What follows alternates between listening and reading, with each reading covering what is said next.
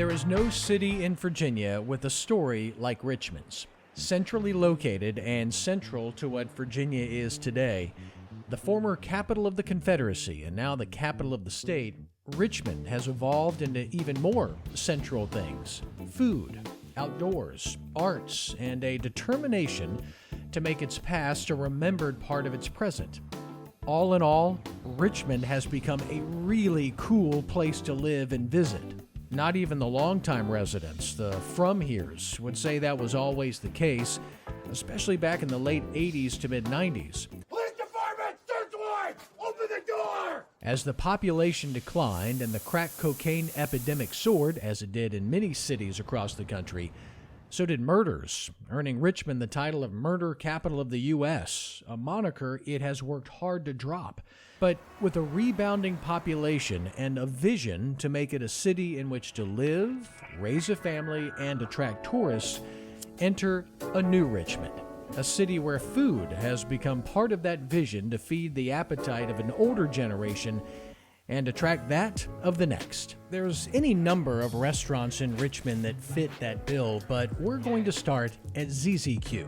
Located in the craft brewing foodie section of Scott's Addition, ZZQ is proof that if you serve people good food, along with good service and a cool space, they'll keep coming back and bring their friends, which is why most days look like this.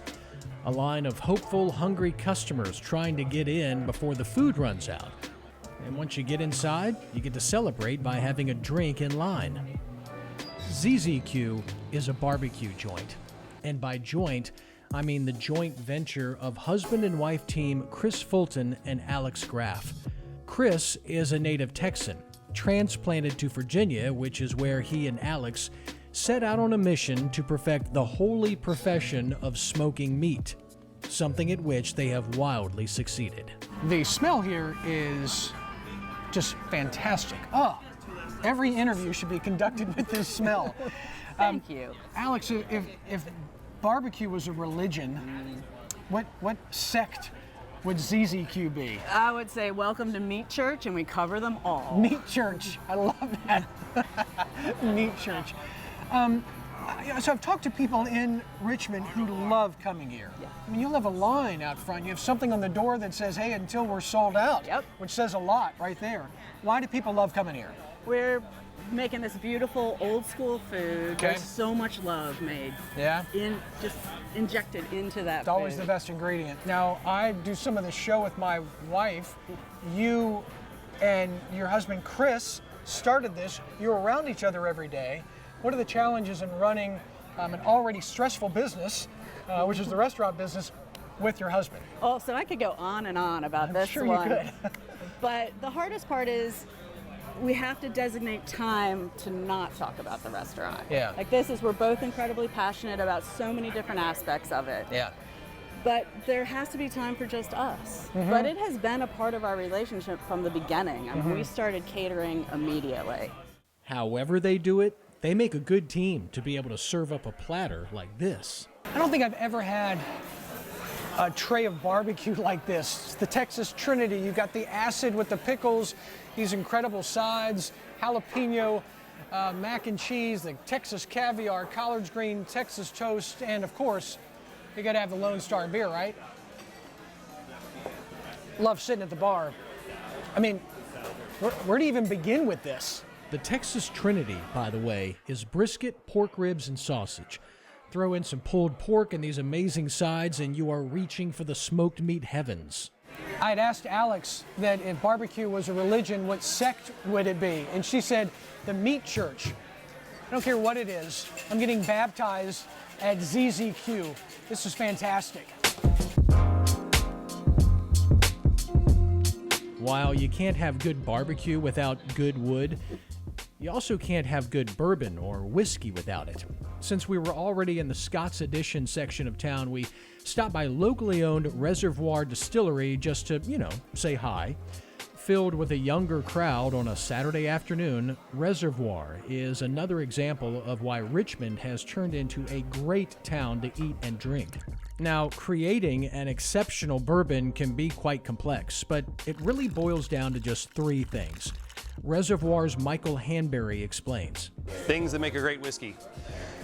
The most important things for me, you have to have a great grain. If you don't have a great grain, that's where you're starting. That's got to have that. Water on top of that is very important. And then on third, you're going to need great barrels because there's a 3-part process. You need all 3 parts to complete the process.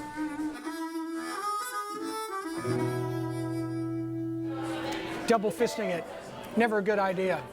So Reservoir Distillery, based in Richmond, always been one of my favorites. It's a 2.5 and a 5-year. Try the 5.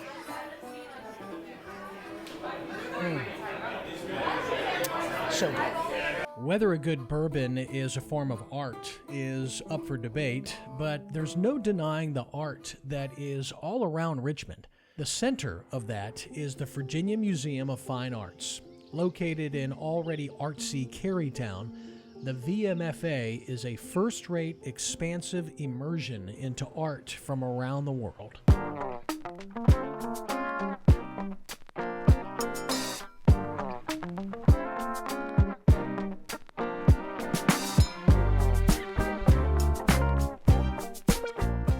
Even the grounds of the museum are impressive. It's a great place to hang out, relax, especially on a nice day.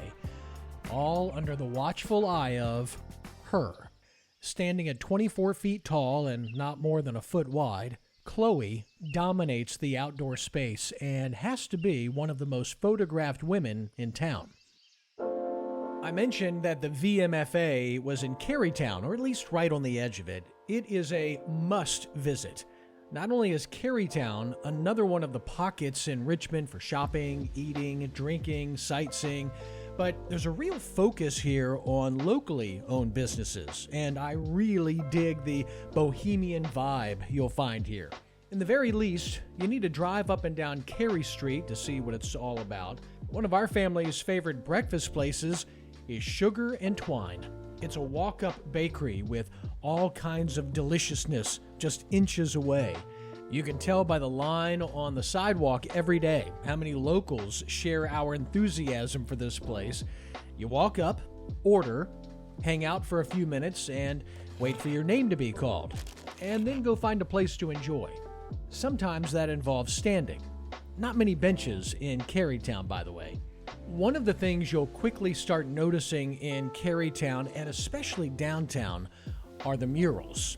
What started in 2012 as an effort to simply display public art by using buildings as canvas has blossomed into around 150 pieces as of 2022. The artists come from all over the world, and taking a tour of the murals is now one of the many reasons to visit Richmond. Ranging from pop art to social commentary, there's a little bit of everything. You can't help but notice a theme in many of the murals, which is one calling for racial equity. That fervent sentiment put Richmond in the national spotlight off and on during 2020 to 2021 because of these 5 Confederate monuments, most notably that of Robert E. Lee along Richmond's Grand Monument Avenue. Protesters either personally tore down or demanded their removal, and after a legal battle, Monument Avenue no longer lives up to its name, as it's now void of monuments, with 2 exceptions. One is that of Confederate General A.P. Hill. That monument still stands because his remains are underneath, reportedly also standing. As of the summer of 2022, though, the city was working on a solution to also have that removed. The other remaining monument is that of tennis star and Richmond native Arthur Ashe. From the fight to remove some symbols of our country's past to the fight to keep it. In downtown Richmond, with the roar of traffic whirring by on an adjacent interstate, is the former site of Lumpkin's Slave Jail, also known as the Devil's Half Acre. It's thought that thousands of men, women, and children in the domestic slave trade were imprisoned and even tortured here. Untold numbers are buried on this land. It also represents the infrastructure that made Richmond the second biggest slave trading city in the U.S. But in its place, the proposed Richmond National Slavery Museum will transform this part of the city. Joseph Rogers with the Virginia Defenders for Freedom, Justice, and Equality says Richmond continues to move in the right direction in confronting its past. When we think about where Richmond has been, where it's going, all of the things that have really brought it about, having Jackson Ward as the Harlem of the South, the center of Black Renaissance, and also where we've had a lot of deep and hard conversations about our history and our future. Richmond's on the right path, preserving this land, making it part of the National Heritage Campus, making it a little bit more attractive, making it a little bit more of a place where we can reflect, look back, and take lessons from our history. I think we're on the right way.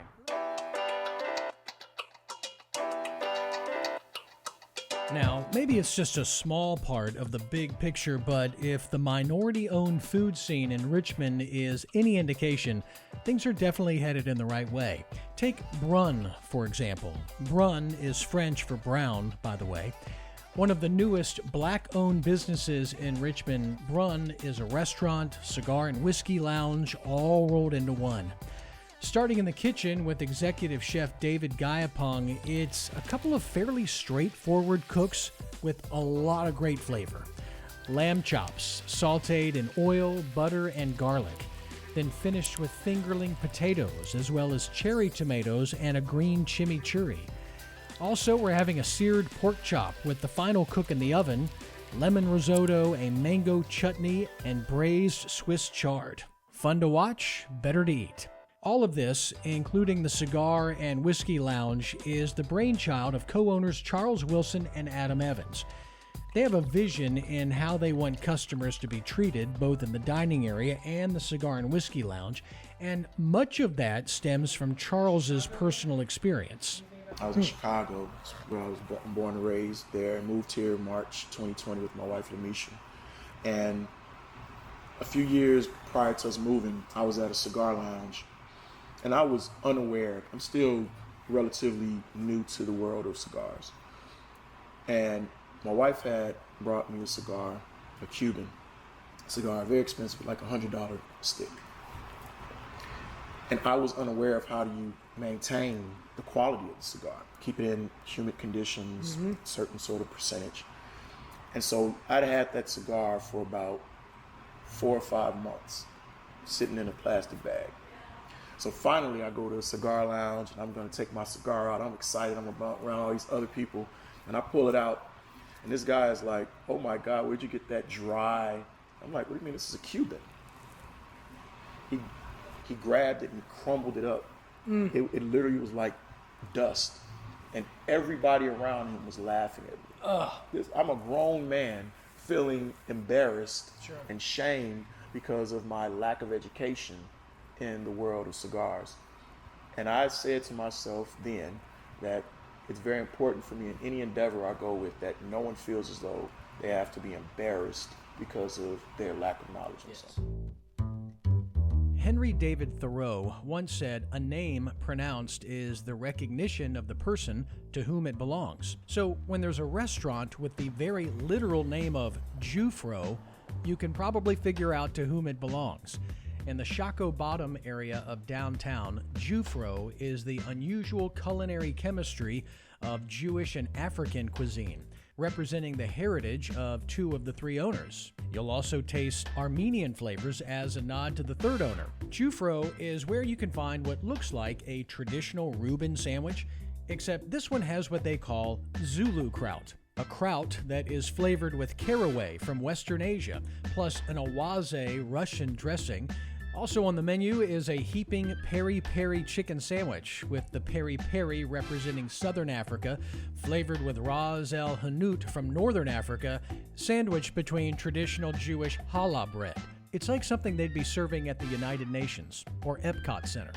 Co-founder Trey Owens explains the process. What we do with our dishes is we look for a traditional, if be it a Reuben or a traditional African or Jewish dish, and we think, how can we make them both work? What flavor works with this thing? And then that's how we kind of construct the dishes. And then on the menu, on the back of it, we'll have a glossary to define the terms to point to you exactly what nation or what region this comes from. Juro is more than just an edgy name. It's a unique way to be delicious. While you're in this part of Richmond, you might want to make a quick stop at the Main Street train station.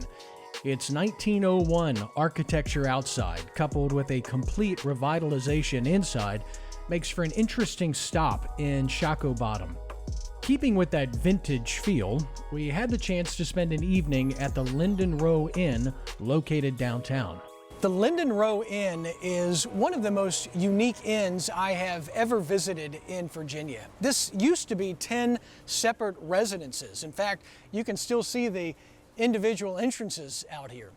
Dates back to the mid-1800s, and a lot of that architecture is evident not just outside but also inside. It is a beautiful place to stay in downtown Richmond.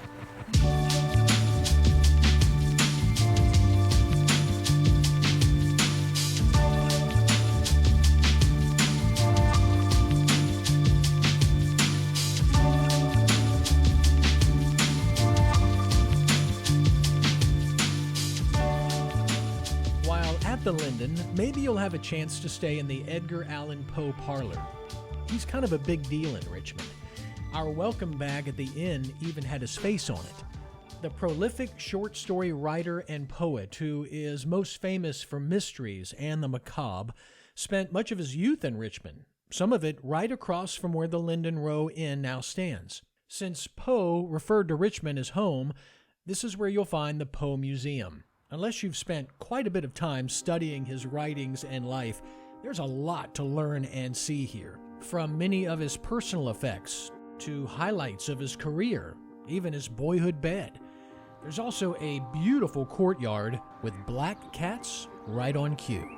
At one end of the courtyard is a bust of Poe that some women like to kiss, frustrating the staff who are continually having to scrub away lipstick.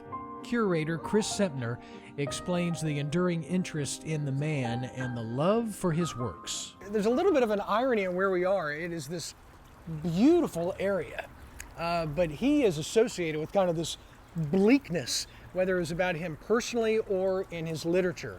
Is that deserved, do you think, with him? No, it's actually more based on his works. Okay. He wrote some kind of dark works. He actually said his theme of a beautiful young woman dying was the theme most ideally suited to poetry. But he had his reasons for that. When he was 2, his mother died. Then when he was 14, he fell in love, and his first love died. Right. Then his foster mother died. Then he got married, and his wife came down with tuberculosis, and she died early. Time again, every time he really cared about someone, they were taken away from him. So he reflected that in some of his poetry. But as far as his fiction goes, yeah, sure, he wrote horror stories, but also comedies, satires, science fiction about a trip to the moon, about the distant future, and he invented the detective story. He said that not one of my stories will be like the other. He's going to completely reinvent each different kind of story, and he became the first American author to invent a new literary genre. If you just can't get enough of Edgar Allan Poe and you're in Richmond on the last Thursday of the month during the summer, you can attend the Poe Museum's Unhappy Hour, advertised as being a miserable time from 6 to 9.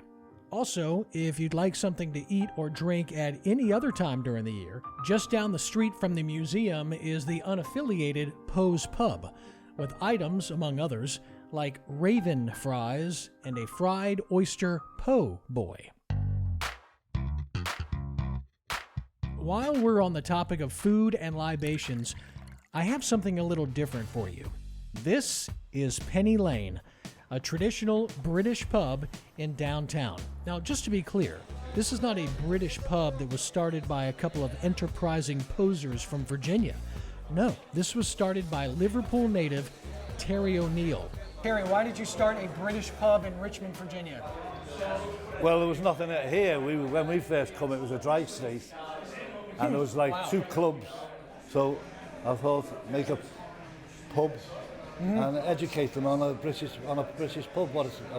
A lot of people around the country open the pub, put a flag outside and sell Bass Ale.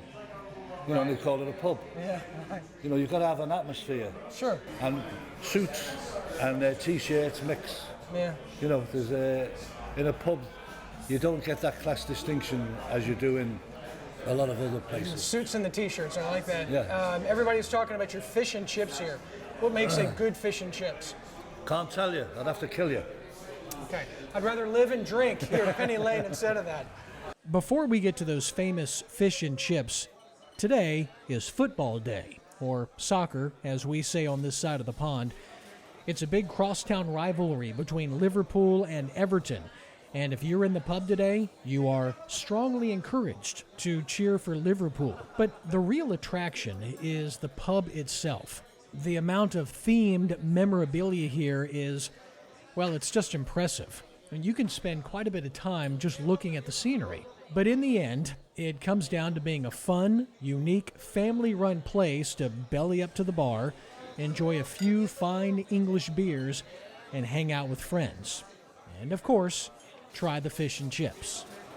Terry said to try the fish and chips. He wouldn't give us the recipe. He said he'd rather kill us. They're delicious. His son recommended one of the Fuller's products. This is great. It's not even noon here, but it's 5:30 in England, so this works.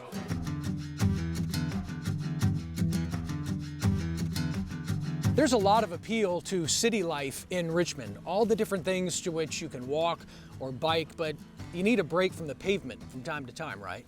There's actually a huge outdoors feel in Richmond. It's a big part of the vibe here. All the different trails for biking and hiking, and also free and accessible parks like this. This is Bird Park.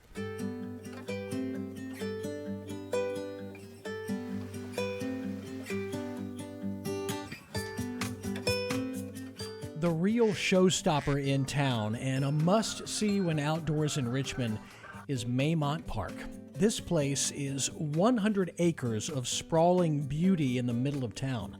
Miles of walking paths, an arboretum and nature center, wildlife habitats including bison and a children's farm.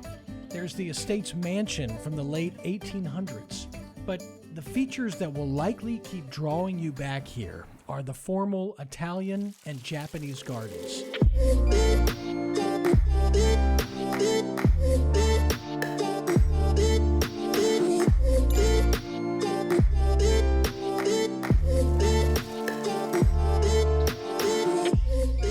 Our final stop is a place I think ties so much of Richmond together. Stretching over 1.25 miles and located downtown, the Riverfront Canal Walk will take you walking, biking, and whatever it's called when you're on a Segway, along Richmond's canal system. You can also float along it on their canal cruises, but what will likely stand out most for you are a couple of pedestrian bridges that will take you across the James River. There's the Belle Isle pedestrian bridge, and just hundreds of yards away is the T. Tyler Potterfield Memorial Bridge, also known as the Teapot, with great views and even a history lesson on the days leading up to the fall of Richmond in 1865. The Teapot is a signature recreation outing here. There's even a climbing wall at one end on an abandoned train trestle. It's about 60 feet to the top, by the way. It's here, on these bridges, along the canals, that you see where Richmond has been, what has helped to make it what it is today, and maybe get some glimpse of where it's heading. Enjoy your visit. I'm Dave Parker with Virginia Found.